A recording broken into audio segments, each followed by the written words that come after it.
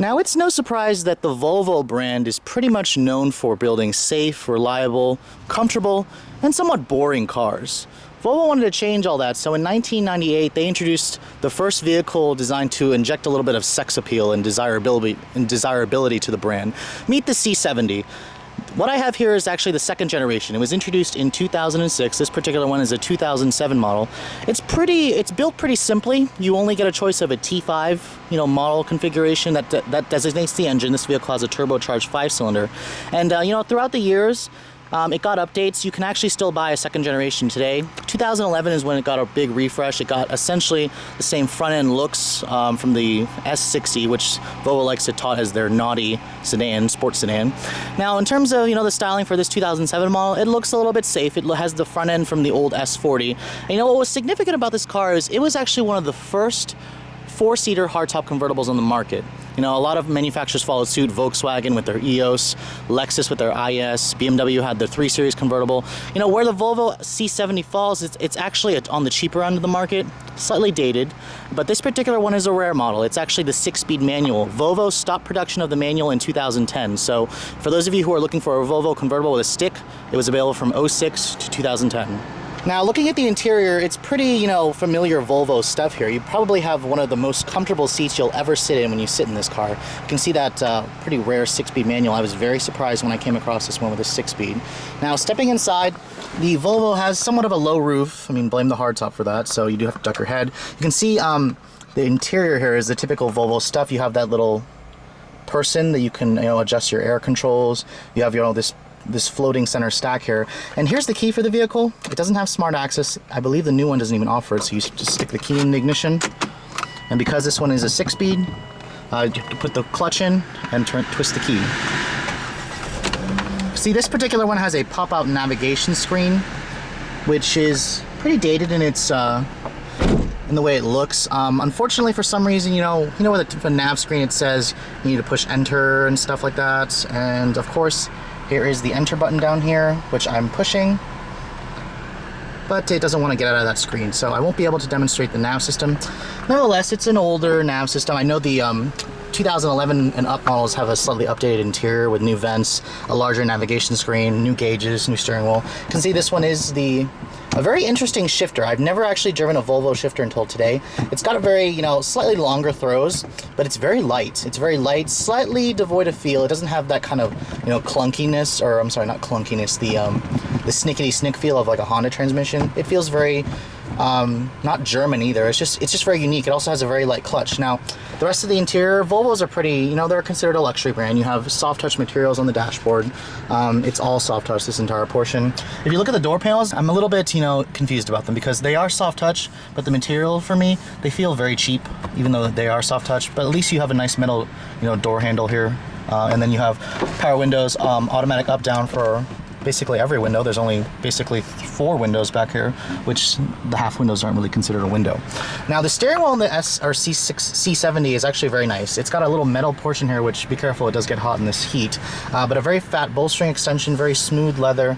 I like the gauges. They're very nice to look at. Basically, this is just Volvo's premium sound system. I believe this one actually has the premium, and then the nav system, and then the rain sensing, or the cold weather package, because it does have the heated seats.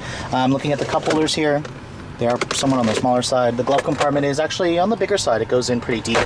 And you do have a little center console here that doesn't adjust, but it's pretty small. Now, the top is actually operated pretty simply. Basically, you just have to push this there's a little button here that lowers the top, that raises the top. To actually use it, you have to put your foot on the brake and then push this little button right here. And then the car will actually say, trunk divider is not closed. There is a trunk divider in there. I'll show you guys later what the top looks like when it's up and when it's down. The trunk capacity is actually pretty impressive on this car. Now, like I said, this is one of the first, 4-seater coupes that were on the market, or I'm sorry, convertibles that were on the market. And the back seat room in this vehicle is pretty decent. You access it by pushing this little button here. You can see here it gets you a pretty decent, I guess, somewhat small opening, but it is a 4-seater. I'm not going to get back there, but the materials are actually soft touch back here, so it's nice that Volvo carried that through. Now, trunk capacity is where people definitely wonder when you have a hardtop convertible. That top definitely takes up a lot of space, but the C70 is somewhat practical. This is with the top stowed up. You actually get 12.8 cubic feet of space. Here's the little divider that I was talking about.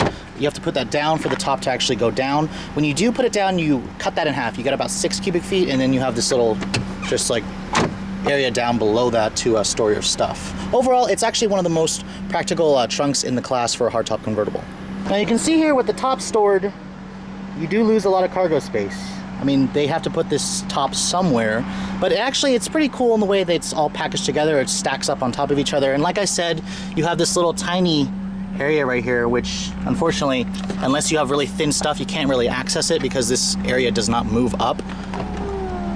Or you can push this button right here, and this moves the top slightly up so you can access your stuff right here, and that's kind of the opening that it gives you. It's clever. I like that Volvo actually did think of that.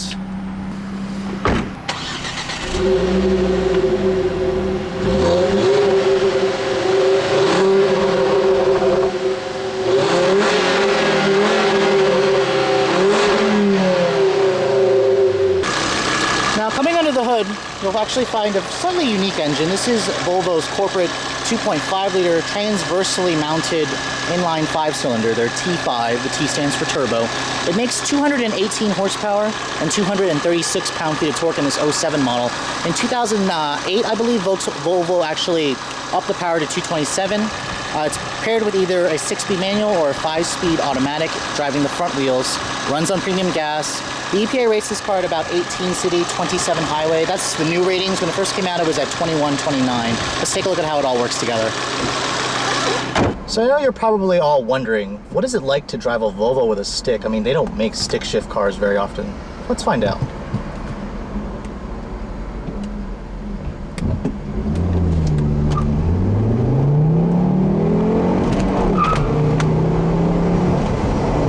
Now, Volvos, like I said before, are pretty much known for comfortable, boulevard cruisers. They're not really known for fun to drive, and this one's no exception. It's a convertible top, so you can kind of feel the structure feels a little bit, less rigid.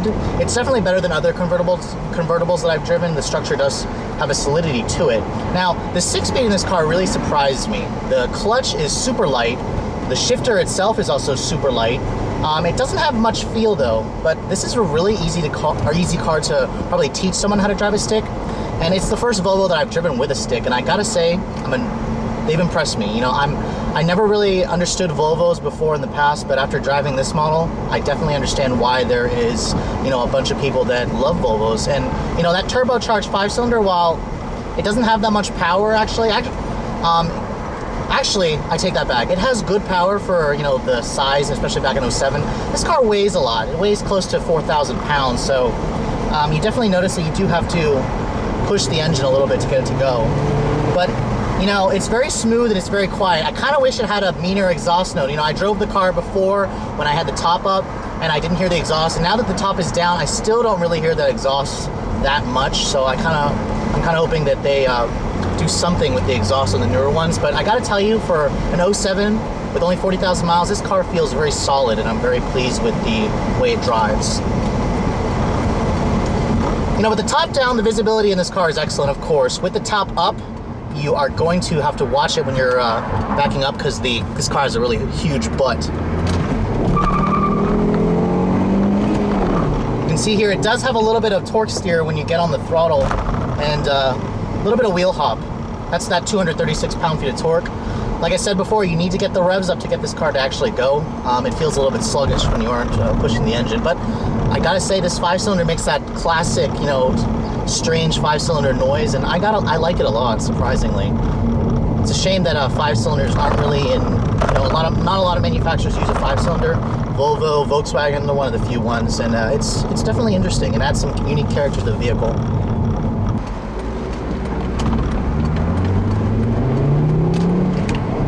When you are touting around like town normally, this is a very easy car to drive. Definitely has a softer ride. This car is not tuned to attack the twisty roads, so don't even bother. The steering also is very, loose and devoid of feel. And the car just feels very big, especially in the butt. Convertibles like this, they always feel like they have a fat ass, excuse my language. But the visibility in here from the front it's not bad. You do have a slightly thick A-pillar here to assist in, beefing up the structure. And the ride quality is very nice.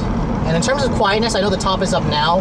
I'm sorry, the top is down now. With these windows up, I'm going about 45 miles per hour. There's not much wind buffeting in here. I know Volvo's done a good job with, keeping the wind noise down in here. They put a lot of enhancements to the windows and where the air flows and stuff like that. I know with the top up, that's what people love about a hardtop convertible, is that feeling of solidity. This car, feels just like a coupe with the top up, and that's the reason why people want a hardtop convertible as opposed to a soft top, which can get damaged and deteriorated over the years. The seats in this car are typical Volvo. They're very comfortable, they're very supportive, and I wouldn't hesitate to take this car on a long drive with the top down. It's a very nice feeling. One thing I do notice when I have it in 4th gear, I put my foot down at 40 miles per hour, the gearing in this transmission is spaced definitely a lot higher than other 6-speeds that I've driven, and the car definitely feels a little bit lacking in the power when you have it in that higher gear.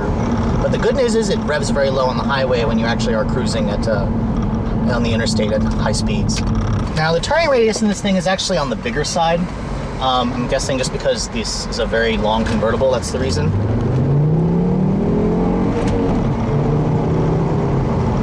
Like I said, when you're starting out in 1st gear and you're accelerating, this car has decent power. 0 to 60 at about 7.5, something like that. I mean, those of you wanting more power, that's why the BMW 3 Series is available, the G37 convertible, the Lexus IS350, those all have 6-cylinder engines, and they're much more potent when you get on the gas. With that said, I definitely like that this Volvo C70 is on the cheaper end of the class, especially the new one. If you guys haven't checked it out, it's a very nice looking car with the updated styling they put. I am sad that the 6-speed is gone on the 2013 models, but the 5-speed auto, I'm sure it still gets the job done. It is down in gear compared to the class, but I've driven the 5-speed auto in the S60, and I gotta say, it's a pretty good transmission. So those of you who are in the market for a hardtop convertible, I mean, right now is the time to get one. For a little bit less money, you can definitely get a used one, and I would recommend a C70 like this. They're very comfortable, they're very safe, and they're priced really, they're very affordable on the used car market today. With all that said in mind, I hope you guys have enjoyed my overview of this 2007 Volvo C70. I'll catch you all later.